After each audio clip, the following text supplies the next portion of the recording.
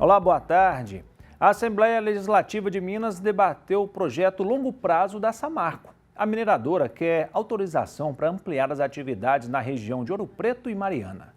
Plano da mineradora Samarco, que prevê a ampliação das atividades em áreas de diversos distritos de Mariana e de Ouro Preto, tem preocupado as comunidades desde o ano passado. Entre os possíveis afetados estão os distritos de Bento Rodrigues e Camargos, que foram atingidos pela tragédia de Mariana em 2015 e ainda aguardam retaliações.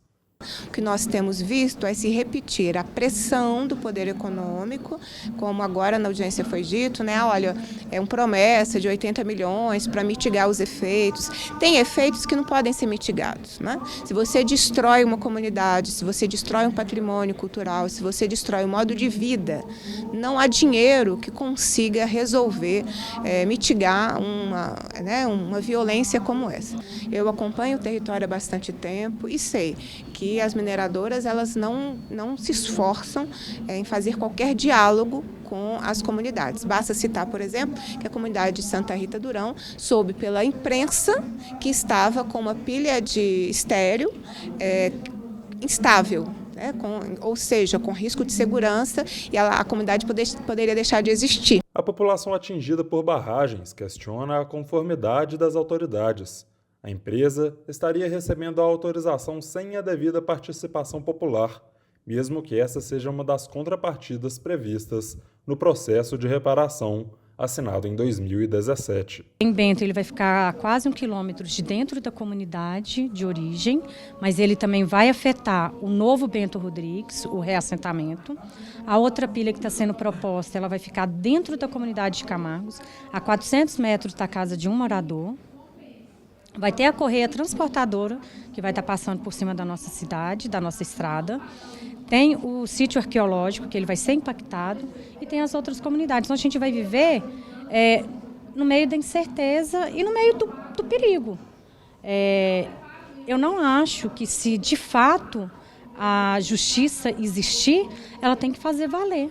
Não pode repetir, a gente não pode ser conivente e aceitar que a mesma mineração, a mesma mineradora que assassinou vidas, que continua assassinando vidas, construa um empreendimento que vai dar no mesmo caminho. Já no Executivo, o governo de Minas garante que faz a análise criteriosa do projeto nas áreas que competem ao poder público. Uma delas diz respeito à preservação dos patrimônios históricos e artísticos, que não podem ser afetados. Nós temos lá alguns bens tombados, né? O conjunto histórico e urbano do distrito de Santa Rita Durão, a igreja de Mercês, em Bento Rodrigues, e os bens registrados também. Até o momento foi identificado nas áreas de abrangência a presença de folias, tocadores de violas, com bens registrados no âmbito estadual. Mas ao longo dos estudos, né, de análise, pode ser identificado ainda outros tipos de bens acautelados na esfera estadual e seus possíveis impactos. Identificado o possível impacto, né, é possível primeiro discutir alternativas para que esse impacto não exista, né? Não havendo, a gente pode discutir mitigações e compensações. Esse é o papel do IEFA dentro desse procedimento. A região episcopal Nossa Senhora Aparecida convida suas comunidades de fé para participarem da peregrinação ao Santuário Basílica Nossa Senhora da Piedade, padroeira de Minas Gerais, no próximo sábado, dia 24, às 9 horas da manhã. A programação convida os fiéis para a hora santa e atendimento de confissões, momentos de louvor, bênção do Santíssimo e Santa Missa, presidida por Dom Nivaldo dos Santos, bispo auxiliar da Arquidiocese de Belo Horizonte, concelebrada pelos padres das paróquias da região. Todas as atividades serão realizadas na Basílica Estadual das Romarias. Para participar, é preciso fazer o agendamento no site do santuário. Em sintonia com o mês das vocações, dedicado à oração, à reflexão e à ação nas comunidades de fé, e também com o Ano da Juventude, celebrado por nossa Arquidiocese, o Santuário Basílica Nossa Senhora da Piedade promove a live Jovem o Agora de Deus. O evento será amanhã, às 8 horas da noite, no canal Mãe Piedade, no YouTube e no Facebook. Será um bate-papo para refletir sobre como a vocação pode influenciar outras áreas da vida dos jovens, como relacionamentos pessoais, comunidade e contribuição social. Além disso, como a igreja pode dar voz e escutar as juventudes, estimulando a participação e o seu protagonismo. A live contará com as reflexões do padre Felipe Gouveia, vigário episcopal para a ação pastoral da Arquidiocese de Belo Horizonte, e com a participação dos jovens da nossa arquidiocese.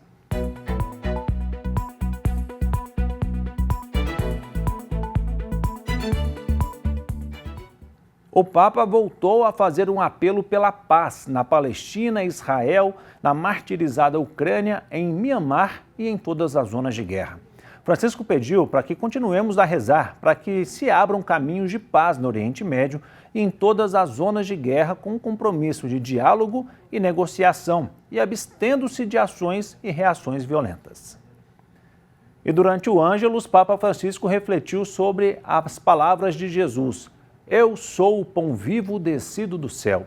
Segundo o pontífice, esse alimento é mais do que necessário para nós, porque sacia a fome de esperança, a fome de verdade, a fome de salvação que todos nós sentimos não só no estômago, mas no coração. O pão celestial que vem do Pai é o Filho que se fez carne por nós. Esse alimento é mais do que necessário para nós, porque sacia a fome de esperança, a fome de verdade, a fome de salvação que todos nós sentimos, não no estômago, mas no coração. A Eucaristia nos é necessária a todos nós. Jesus cuida da necessidade maior. Ele nos salva alimentando a nossa vida com a sua, para sempre. Graças a Ele, podemos viver em comunhão com Deus e entre nós.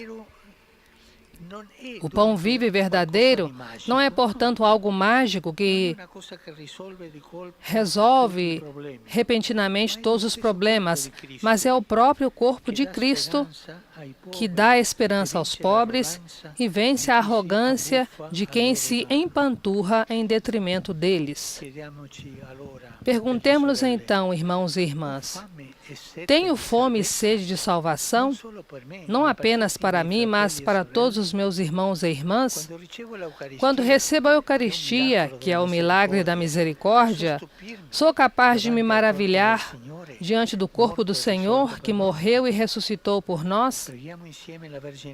Rezemos juntos a Virgem Maria para que nos ajude a acolher o dom do céu no sinal do pão. Estão abertas as inscrições para o processo de Bolsa Assistencial da PUC Minas. Os interessados têm até o próximo domingo, dia 25 de agosto, para se inscrever. Serão concedidas bolsas integrais ou parciais de 50% para o segundo semestre deste ano. Podem participar da seleção novos candidatos que ingressaram na universidade pelo processo seletivo para o segundo semestre de 2024.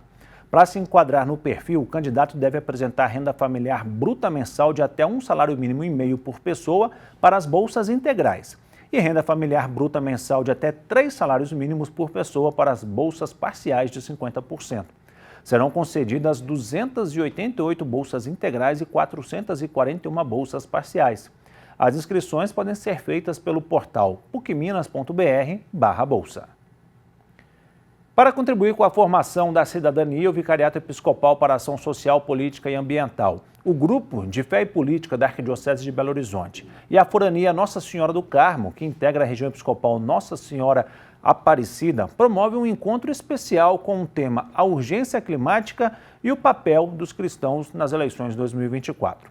O encontro será hoje às 19h30 no Salão da Paróquia Nossa Senhora do Carmo, em Betim. O bispo auxiliar da Arquidiocese de Belo Horizonte, Dom Joel Maria dos Santos, e o vigário episcopal para a ação ambiental, Frei Adilson Correia, vão conduzir as reflexões do encontro. O Salão da Paróquia Nossa Senhora do Carmo fica na rua Maria do Carmo Lara, número 105, no centro de Betim. E a Paulinas Editora lançou o livro Experimentei Deus, Relatos de Fé. A irmã Paulina Ivonete Kirten é a autora da obra e vai nos dar detalhes desta produção. Boa tarde, irmã. Sobre o que trata o livro? Olha, o livro é uma coletânea de relatos que eu colhi durante a minha vida missionária, onde as pessoas partilharam comigo a sua experiência de Deus. e ele tem assim a inspiração naquilo que o Papa Francisco fala naquela exortação apostólica, Gaudete et Exsultate, onde ele diz que todos nós somos chamados à santidade. Ou seja, uma santidade ao pé da porta, ou a porta ao lado, ou a classe média da santidade. Então, nesses relatos, né, como eu sou jornalista, andei por muitas regiões do país, eu escrevi 11 relatos, e as pessoas me falaram como elas experimentam Deus no cotidiano da sua vida. Irmã, como é que foram feitas as coletas dessas histórias aí? Quem são esses 11 personagens? Então, esse daí, ele foi, assim, o resultado de alguns trabalhos missionários, né? Eu tenho um relato por exemplo, de uma senhora que é lá do sul do Pará, depois tem outras que são de São Lutigério. Então, à medida que eu ia fazendo visita a essas pessoas, eu registrei algumas expressões e também a experiência que elas fizeram e que me impactaram, porque eu acho que o livro, ele nasce dessa provocação, né, que hoje nós somos chamados, no mundo de hoje, a ser testemunha. Se você experimentou Deus, e a gente consegue relatar isso, se Deus também é uma presença na vida, né? Então, faz parte um pouquinho também da minha história com Deus, e também, André, eu acho assim que é importante registrar que esse livro quer mostrar que a santidade é possível para todas as pessoas, no momento em que elas vivem, não só aos santos dos altares, que também foram homens e mulheres do cotidiano.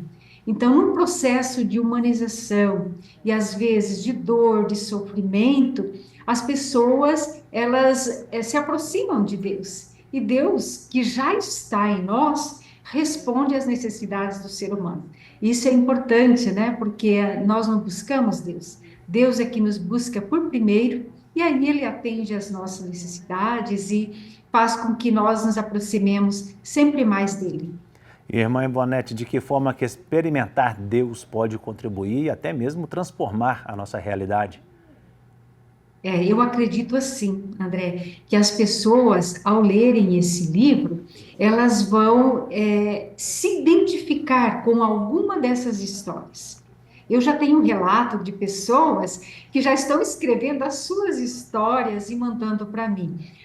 Porque as pessoas, ao entrar em contato com essas histórias, elas começam a perceber, na minha vida eu também tenho essa história. Né? E Deus já vai falando para as pessoas.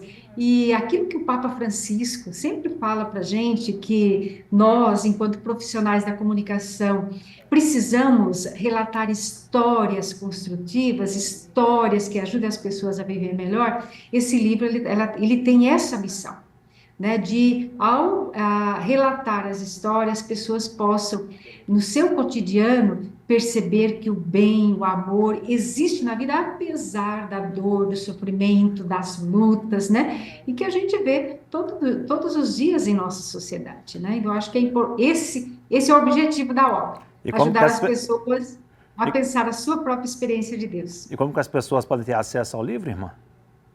Olha, nós temos o nosso site, paulinas.com.br, ou nas livrarias paulinas e livrarias católicas do Brasil. Aí em Belo Horizonte, né, nós temos na Rua Afonso Pena e também na Rua Curitiba, tem uma Paulinas Livrarias, só chegar lá, solicitar pelo livro, ou de mais prático, né, para quem vive no interior, a nossa livraria virtual, que é paulinas.com.br. Tá certo. Muito obrigado, irmã, pelas informações. Uma ótima tarde para você. A você também, obrigada a todos. E chegou da gente conferir como é que fica o tempo hoje em algumas cidades mineiras. Em Belo Horizonte, nesta terça-feira, o dia será de sol sem nuvens no céu. Durante a noite, o tempo continua aberto. Não há chance de chuva. A temperatura mínima foi de 14 graus e a máxima pode chegar a 31. O tempo fica seco, com a umidade relativa do ar variando entre 27% e 87%. Em Matozinhos, na região metropolitana, o tempo se assemelha com o da capital. O dia será de sol sem nuvens no céu e sem chuva. A temperatura mínima foi de 13 graus e a máxima pode chegar a 31. A umidade relativa do ar varia entre 25% e 87%.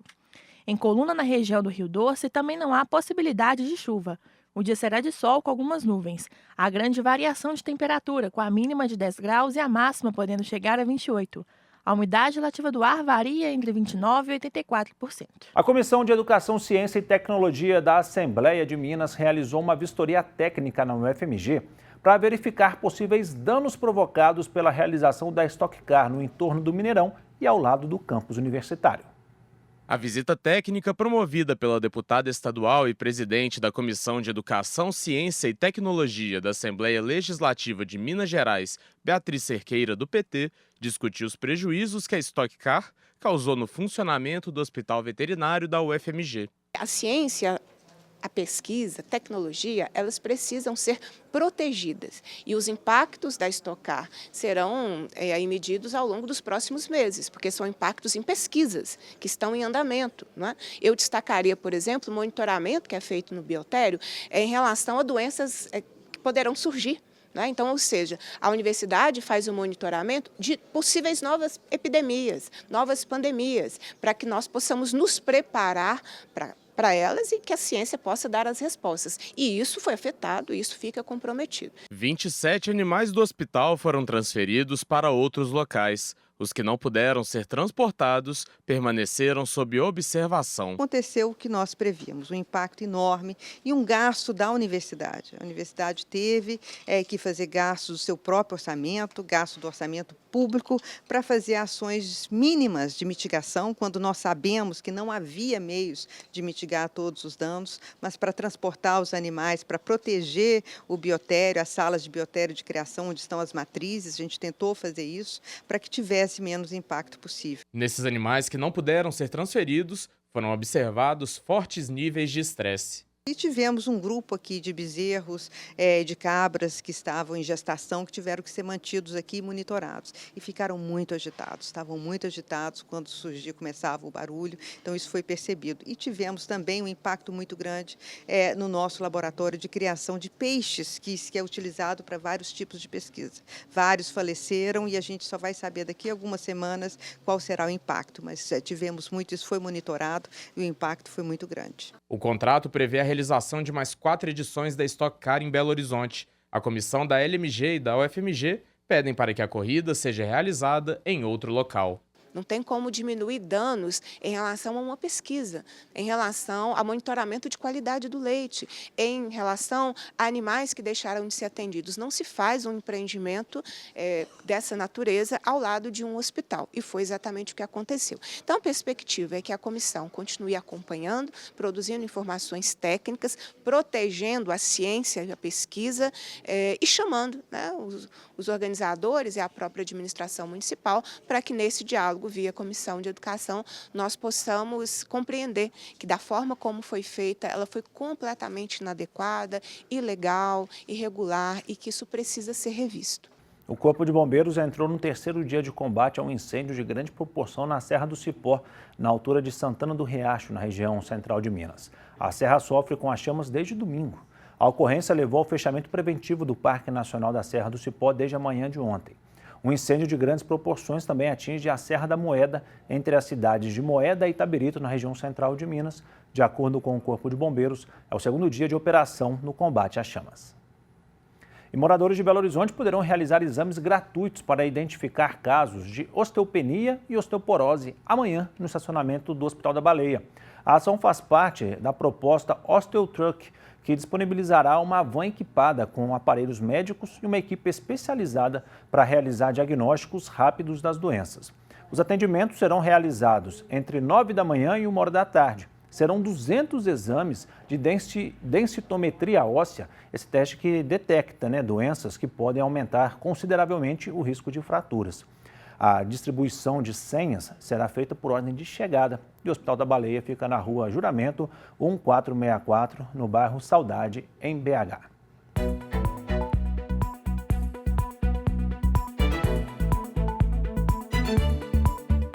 O preço dos combustíveis teve alta em BH e região metropolitana. Os dados são do mercado mineiro.